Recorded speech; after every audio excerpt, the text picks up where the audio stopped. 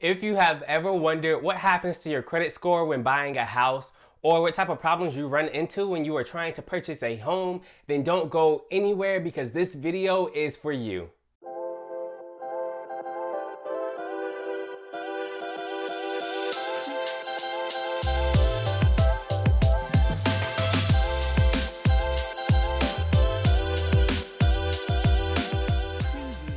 What is up, YouTube? Welcome back to the channel. For those of you who have not yet met me, my name is Javon. If this is your first time checking me out, then let me be the first person to say welcome to the family. Now, for all of you who do know, I am currently in the process of buying my very first long distance investment real estate property. I am documenting the whole journey here, so make sure you check out the videos down below in the description. I am shooting and let you guys know what the whole process looks like from start to finish. This is the fourth video in that playlist. So like I said, I'm leaving a link down in the description below. Feel free to check out those earlier videos so you get a better feel for how I got to where I am currently. I'm making this video is going to be relatively short compared to the others, but while I am in this process, I wanted to document some of the things that I have been experiencing when buying a home. So whether you are looking to make your first investment property purchase, or whether you're just searching a dream home for yourself, the details I'm going to be sharing in this video should hopefully prepare you for just some unexpected gotchas that I am finding along the way. Some of these things I'm already familiar with because I have already bought a home before, but some of these things are new to me as well because this is going to be my first investment purchase as well. So with that being said, let's go ahead and dive into what I want to tell you guys. The very first thing that I want to talk with you guys about is your credit score. A lot of people were super intimidated when it comes to buying a home because they know that their credit is going to be involved with it and they don't know how and they don't know what that looks like. So I figured I might as well shed some light, show you guys what happens to your credit score by revealing what happened to my credit score and going into detail just like that. The very moment when I decided on what lenders I wanted to work with after talking to them, I knew that applying with them would require that they pull my credit score in order to find out if I'm somebody that they would like to work with. So know that when you talk to lenders and when you talk about going to invest in a home, and if you want to get pre-qualified for that process, they are definitely going to have to check your credit score. What they're going to do is they're going to pull a hard pull on your credit score, and that's going to tell them what type of numbers that you already have. So the first thing that you should definitely do is know your credit score. For me personally, I was okay with them pulling my credit score because I already knew what type of credit I was coming with. So them pulling your credit score is nothing for you to freak out about. It is completely normal and definitely a part of the process. The moment that my credit started to get pulled, I got tons of email from all of the alerts that I set on my different credit watching accounts or whatever. So I was getting alerts from TurboTax, Intuit, etc., letting me know that these credit companies were pulling my report just to find out what type of guy I was. And from that, according to TransUnion, I could see that the moment my credit started to get pulled, my credit score dropped. I think depending on who you ask, depending on what I looked at, I dropped a total of 16 points. You may drop by the same amount or you may drop by a different amount depending on your own financial situation. But whatever the case may be, just know that once you drop in points, that is no big deal because you will eventually be able to recuperate those points later on during the game, you guys. I like to think of credit as like a shovel. If you have a shovel that's hanging up and it's all shiny in your garage, then it's a useless shovel because you haven't used it. A shovel that has did a lot of work probably has a lot of scratches on it or some leftover dirt on it, but the work that it did has made it worth it. So think of your credit as like a shovel. If it's all shiny and clean and perfect, then it hasn't really benefited you. So like I said, your credit score dropping is just a part of the game. Don't freak, it's natural. You will have plenty of time later on to pull it back up. Now, the next part of after you go talk to a lender and get them checked out and find out if you can work with them, you have to make sure that you are getting the best deal for your money. What that's going to mean is you're going to have to talk to multiple lenders. Now, after talking with one lender and having your credit score drop, you probably aren't really enthusiastic of repeating the process with somebody else and watching your credit score drop even more. But don't freak out because here's the deal, you guys. Credit bureaus are able to recognize when you are out buying for a home, when you are out shopping for a home, and they know that a part of the process is to talk to multiple lenders in order to find the best possible deal for you. So what that means is I could go to 5 different lenders in the span of 2 days and have 5 hard pulls against my credit report. But those 5 hard pulls are only going to register as 1 pull because credit bureaus know that I am simply shopping around for the best rate. Now, they give you a time span for how many pulls you can have. Usually the time span is going to be anywhere between 7 to 14 days is how many days you have to go talk to multiple lenders and shop around. So make sure you shop around fast and efficiently. This is a quick disclaimer, guys. I am not a certified licensed professional or anyone to be giving you advice. I'm just some random guy on YouTube who wanted to share my whole investment journey experience with you from a beginner to a beginner or to an intermediate or to whatever. Make sure before you do anything, before you take my advice, go seek some licensed professionals, some certified professionals, especially if you do anything that requires you to put your money somewhere else. Back to the video.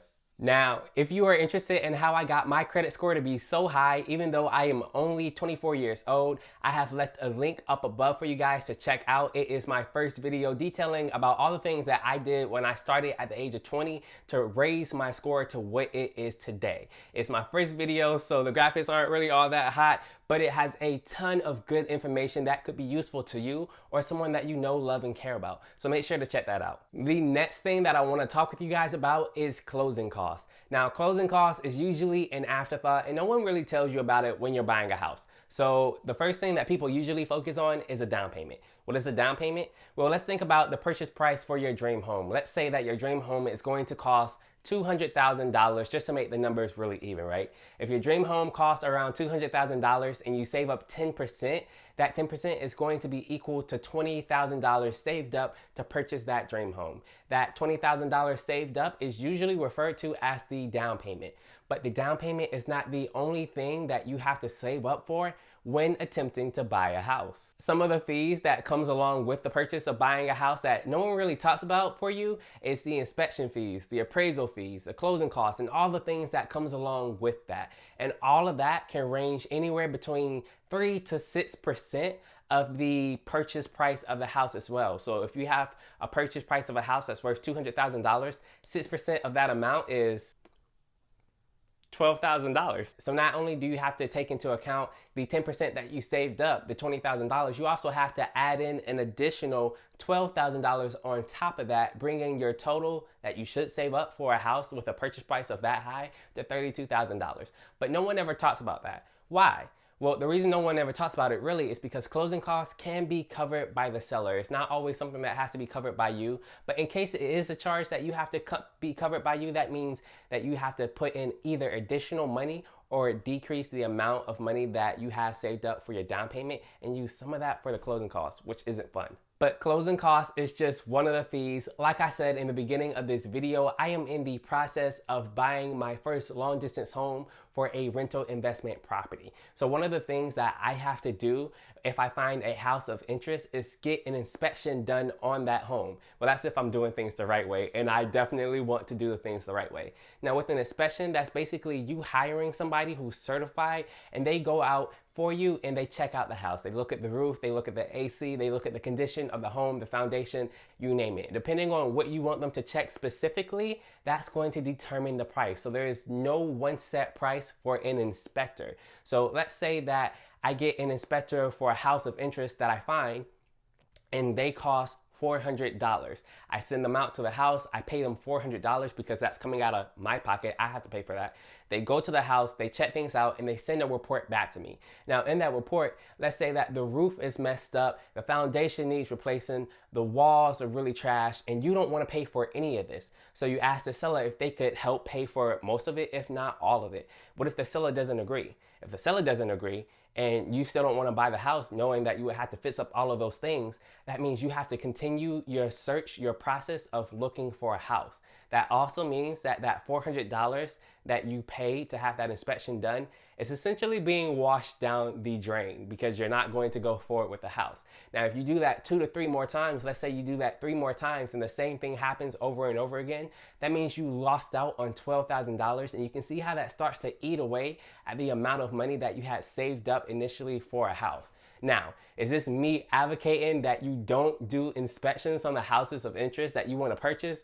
Not at all, you guys. Please do your inspections. Inspections can save you literally tens of thousands of dollars. But it is important for you to know that with these additional costs, depending on if you go forward with a home, you might end up losing some money and never seeing it recuperated back.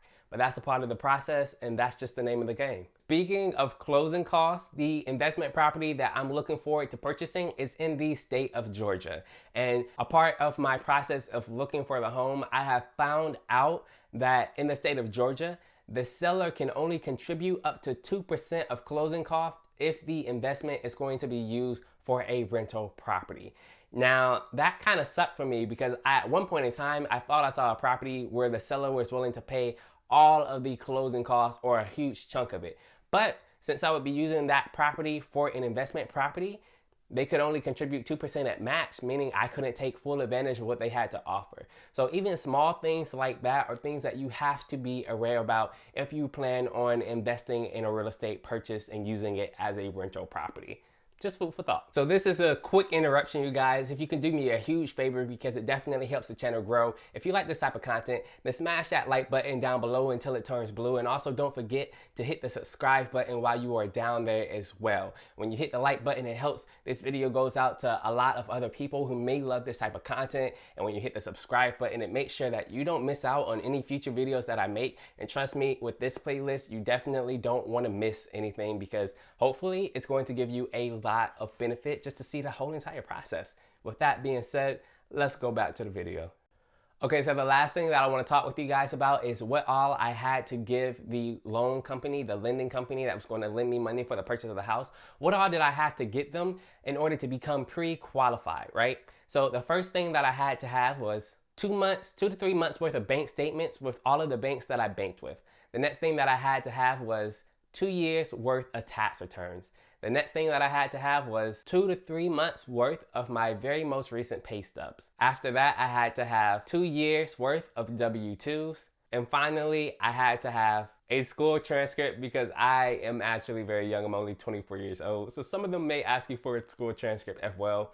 Additionally, some banks wanted me to fill out what is called a personal financial statement. And this was really annoying because that document asked a lot of questions in such a way where the answers that they needed was simpler than the questions that they asked. It was a weird document with a ton of verbiage that I had to Google in order to understand what exactly they were asking me for. Honestly, I could make a whole video on a personal financial statement document. If you want to see a video like that, let me know in the comments below. I'm going to avoid going into details now because, like I said, it was filled with so much verbiage, and at every point in time, I had to stop and Google for more information. It kind of reminded me back in my high school days when I was a senior and I was filling out the FAFSA. For all of those who know what the FAFSA is, it gave me that feeling of, holy crap, I hope I'm doing this right. I hope I'm not doing anything wrong. I really don't want the IRS popping at my door telling me that I am now going to prison for fraud. So yeah, complicated document, but I got through it, and so can you if it's ever requested of you. My advice for all of you guys who are going to be going to lending for money, make sure you have all of those things besides the personal finance statement, because that's going to be given to you. Make sure you have all of those things that I mentioned earlier just on hand, ready to go, that you can send to the bank. It's going to make the process a whole lot smoother, and it's definitely going to give them a good impression of you. It's going to let them know that you are about your business and you are ready to go through the process and you're not playing any games. That is all I have for the video, you guys. I hope you liked everything. If there's something that you want me to go into more detail about, let me know in the comment section down below. Also, if you are in the process of buying your dream home or acquiring your first rental investment property? Let me know in the comment down below. I am super hyped to talk with you guys, to network, and to get to know what everyone else is doing. With all that being said, make sure you don't miss any future videos by subscribing down below. Help me out, help this channel out by hitting that like button down below as well. And until next time, I will see you guys. Peace, love, and happiness.